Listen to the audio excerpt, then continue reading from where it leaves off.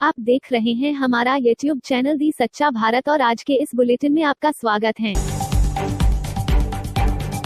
सच्चा भारत में सबसे पहले आप देखेंगे स्थानीय व जिले के समाचार, फिर देखेंगे राज्य व राष्ट्र के समाचार।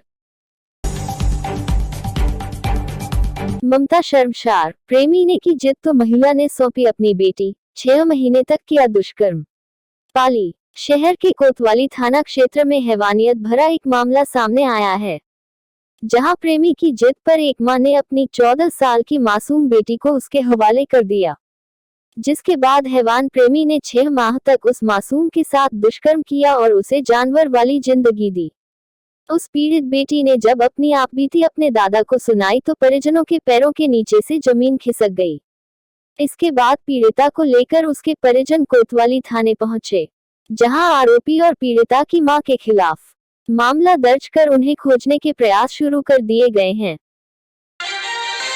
बंगाल में तृणमूल कांग्रेस में उठापटक के बीच कोलकाता पहुंचे गृह मंत्री अमित शाह। अगले साल यहां होने हैं विधानसभा चुनाव, तो वहीं बाबुल सुप्रियो के बीटू से जितेंद्र तिवारी का यू टर्न। टीएमसी में रहेंगे, ममता से मांगी माफी। गुजरात से सामने आया लव जिहाद का अनोखा मामला। धर्म परिवर्तन कर लड़की ने किया था निकाह, अब बोली लड़की को हिंदू बनाऊंगी। एक बार फिर डर से थर-थर कांप रहा पाकिस्तान। विदेश मंत्री बोले भारत फिर कर सकता है सर्जिकल स्ट्राइक। पीएम मोदी आज वीडियो कॉन्फ्रेंसिंग के जरिए एसोचैम को करेंगे संबोधित। रतन टाटा को प्रदान करेंगे अवार्ड। अरविंद केजरीवाल ने पश्चिम बंगाल के प्रशासनिक कार्यों में अनाधिकृत दखल देने का लगाया आरोप। किसान आंदोलन ने पकड़ी और रफ्तार। अब महाराष्ट्र के हजारों किसान 21 दिसंबर को करेंगे दिल्ली कूच। राहुल गांधी की ताजपोशी के लिए नेताओं को मनाने की कवायद करेंगी सोनिया। आज से मुलाकातों का शुरू होगा सिलसिला। मौसम विभाग ने जारी की जानकारी। उत्तर भारत में सर्द हवाओं ने बढ़ाई ठिठुरन। एक सप्ताह तक पड़ेगी कड़ाके की ठंड।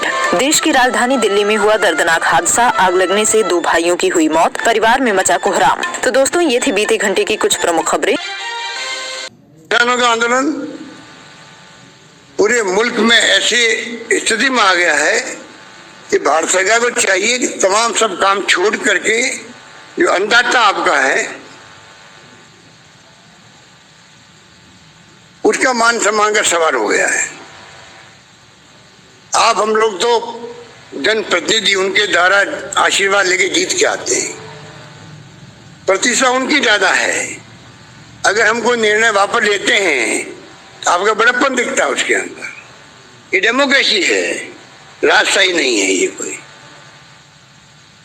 उस पर क्या दिक्कत आ रही है उनको? आप पूरी दुनिया के मुल्कों में आंदोलन होने लगे, लंदन में, कनाडा के अंदर, अमेरिका के अंदर।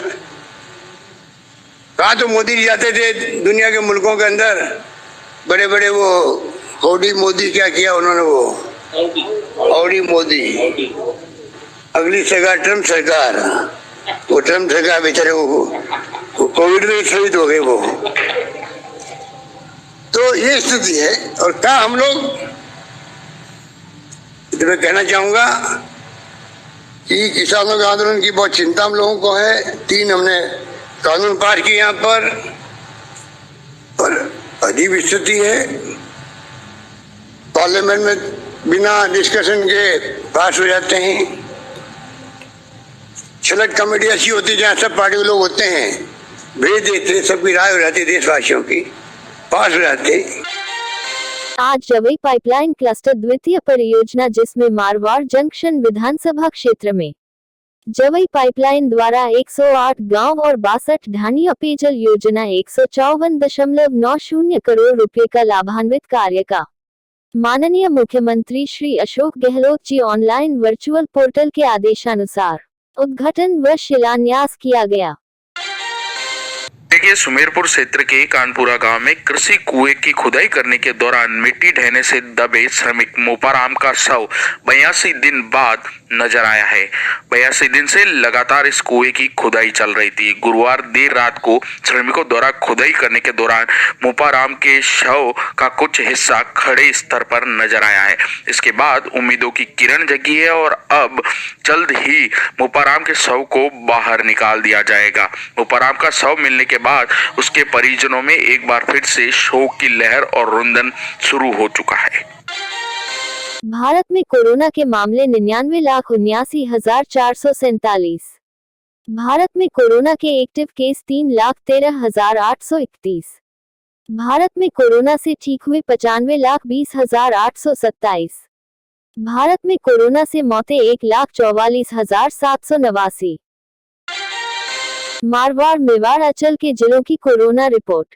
अजमेर से 48, बाड़मेर से 13, भीलवाड़ा से 54, बीकानेर से 6, चित्तौड़गढ़ से 26, डूंगरपुर से 41, जैसलमेर से 15, जालोर से 11, जोधपुर से 101, नागौर से 31, पाली से 91, राजसमंद से 24, सिरोही से 15 और उदयपुर से 70 संक्रमित मामले देखने को मिले हैं। जयपुर प्रदेश में शुक्रवार को कोरोना संक्रमण के 1076 नए मामले देखने को मिले हैं, जिसके बाद प्रदेश में कुल संक्रमित मरीजों का आंकड़ा बढ़कर 2,97,029 पर पहुंच गया है। वहीं बीते 24 घंटों में 10 मरीजों की मौत दर्ज की गई है और अब तक प्रदेश में 2,599 मरीज इस बीमारी से दम तोड़ चुके हैं। शुक्रवार को एक बार फिर जयपुर, जोधपुर, कोटा और पाली से सबसे अधिक संक्रमित मामले देखने को मिले हैं। कांग्रेस के नए संकट मोचक होंगे कमलनाथ।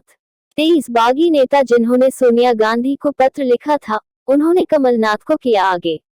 गांधी परिवार से सुलह सफाई के लिए कमलनाथ ने इसके लिए सोनिया, राहुल एवं प्रियंका से की कई मुलाकातें और गांधी परिवार को तैयार किया बागी नेताओं से मुलाकात के लिए।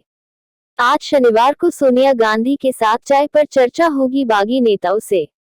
इसके पहले कमलनाथ ने बागी नेताओं को समझा दिया है कि गांधी परिवार भी इस पर चर्चा चाहता है कि पार्टी में सुधार तथा जनता से खोया समर्थन पाने के लिए क्या किया जाए। सच्चा भारत में नियमित देखिए मध्याह्न में लंच ब्रेक न्यूज एवं रात्रि में डिनर ब्रेक न्यूज।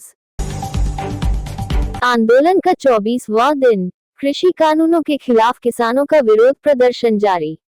कृषि कानूनों के खिलाफ किसान प्रदर्शनकारी आज 24वें दिन भी सिंधु बॉर्डर पर डटे हुए हैं। एक 80 वर्षीय प्रदर्शनकारी रूमी राम ने बताया, बहुत मुश्किल हो रही है लेकिन सरकार किसानों के बारे में नहीं सोच रही है। डूंगरपुर जिले के सागवाड़ा थाना क्षेत्र के पाड़वा गांव में एक युवक को अर्धनग्नकार पेड़ से बांधने का मामला सामने आया है। वहीं उसकी गूंगी पत्नी अपने पति को छुड़वाने के लिए गिड़गिड़ाती रही। इस घटना को लेकर एक वीडियो भी वायरल हो रहा है, जिसके बाद पुलिस हरकत में आई और पेड़ से बंधे युवक को छुड़वाते हुए 2 आरोपियों को हिरासत में ले लिया है और पुलिस उनसे पूछताछ कर रही है। घटना जिले के सागवाड़ा थाना क्षेत्र की पाड़वा गांव की बताई जा रही है और यह पूरा मामला जमीन विवाद को लेकर बताया जा रहा है। जम्मू कश्मीर में डीडीसी चुनाव के लिए अंतिम चरण का मतदान जारी। जम्मू कश्मीर में जिला विकास परिषद चुनाव के 8वें और अंतिम चरण के लिए मतदान चल रहे हैं। आज जम्मू की 15 सीटों और कश्मीर की 13 सीटों पर मतदान हो रहे हैं। राजधानी दिल्ली की सड़कें धीरे धीरे घना होता कोहरा सर्द रात को और बेरहम बना रहा है, खासकर उनके लिए जो लोग पूरी रात सड़कों पर ही बिताने को मजबूर हैं। हम बात कर रहे हैं किसानों की, जो दिल्ली बॉर्डर पर डटे हुए हैं, जो अपने हक की लड़ाई के लिए पंजाब से आकर दिल्ली की कड़कड़ाती ठंड में किटकिटाते हुए दांतों के साथ इसी आस में बैठे हैं कि आज नहीं तो कल इस रात के बाद सुबह होगी, धूप खिलेगी और उनकी मांगे पूरी होंगी। तृणमूल कांग्रेस में हो रही बगावत के बीच गृह मंत्री शाह शुक्रवार रात कोलकाता पहुंचे। 2 दिन के इस दौरे में वो बंगाल में होने वाले विधानसभा चुनाव में पार्टी की रणनीति का खाका तैयार करेंगे। राष्ट्रीय अध्यक्ष जेपी नड्डा के कोरोना संक्रमित होने के बाद यहाँ का चुनावी मोर्चा खुद अमित शाह ने संभाला है। शाह मिदनापुर में आज एक रैली करेंगे। अटकलें हैं कि इस दौरान सीएम ममता बनर्जी से नाराज चल रहे टीएमसी के कई नेता भाजपा ज्वाइन कर सकते हैं। अमेरिका ने फाइजर के बाद मॉडर्ना की वैक्सीन को भी मंजूरी दे दी है। 2 हफ्तों के भीतर ये दूसरी वैक्सीन है जिसे मंजूरी मिली है। ट्रंप एडमिनिस्ट्रेशन ने इस वैक्सीन को मंजूरी मिलने के पहले ही बड़े पैमाने पर ऑर्डर दे दिया था। न्यूज एजेंसी ने अमेरिकी अधिकारियों के हवाले से कहा कि इस हफ्ते के अंत तक मॉडर्ना करीब 60 लाख वैक्सीन अमेरिकी सरकार को सौंप देगी। दूसरी ओर इटली में मायूसी है। सरकार ने साफ कर दिया कि वो इस साल क्रिसमस पर किसी भी तरह की ढील बरतने नहीं जा रही। देश में लॉकडाउन रहेगा। गोरखपुर में एनसीईआरटी की पुस्तक को लेकर विवाद हो गया। दरअसल कक्षा 7 के विद्यार्थियों को महाभारत का पाठ गलत पढ़ाया जा रहा है। विद्यार्थियों को बताया जा रहा है कि जरासंध ने भगवान श्री कृष्ण को युद्ध में हरा दिया था। इस कारण श्री कृष्ण को द्वारका जाना पड़ा था। इसे लेकर विवाद खड़ा हो गया है। गीता प्रेस और गोरखपुर विश्वविद्यालय के प्रोफेसर ने इस पर अपनी आपत्ति दर्ज कराई है। सुप्रीम कोर्ट ने शुक्रवार को कोरोना महामारी को लेकर कई टिप्पणियां की। कोर्ट ने कहा कि इस महामारी के दौरान पूरी दुनिया में कोई न कोई किसी न किसी तरीके से कष्ट सह रहा है। कोविड के खिलाफ ये वर्ल्ड वॉर है। इस दौरान जरूरी है कि इलाज को किफायती बनाया जाए और कर्फ्यू, लॉकडाउन जैसी चीजों का ऐलान एडवांस में किया जाए ताकि लोग अपनी आजीविका के संसाधन जुटा सकें। घरेलू हवाई यात्रियों की मांग में अक्टूबर के मुकाबले नवंबर में वृद्धि रही। नवंबर में करीब 20.7% की बढ़ोतरी देखी गई। ये उछाल दिसंबर के महीने के दौरान भी जारी रहने की उम्मीद है, क्योंकि इस माह ज्यादातर लोग न्यू ईयर सेलिब्रेशन के लिए छुट्टियों पर निकलते हैं। हालांकि मांग में पिछले साल के मुकाबले लगातार गिरावट जारी है। वहीं ऑन टाइम परफॉर्मेंस के मामले में इंडिगो सबसे ज्यादा बेहतर माना गया है। वहीं गो एयर सबसे फिसलती रही। केंद्रीय स्वास्थ्य मंत्रालय ने कहा कि कोरोना वायरस का वैक्सीनेशन स्वैच्छिक होगा। मंत्रालय ने यह भी साफ किया कि भारत में डेवलप की गई वैक्सीन उतनी ही प्रभावी होगी जितनी कि दूसरे देशों में बनाई गई वैक्सीन। स्वास्थ्य मंत्रालय ने सलाह दी है कि वैक्सीन का पूरा कोर्स लें ताकि खुद को कोरोना से बचा सकें और संपर्क में आने वालों को भी बचा सकें। और ऐसे ही नए अपडेट पाने के लिए द सच्चा भारत चैनल को सब्सक्राइब कीजिए। धन्यवाद।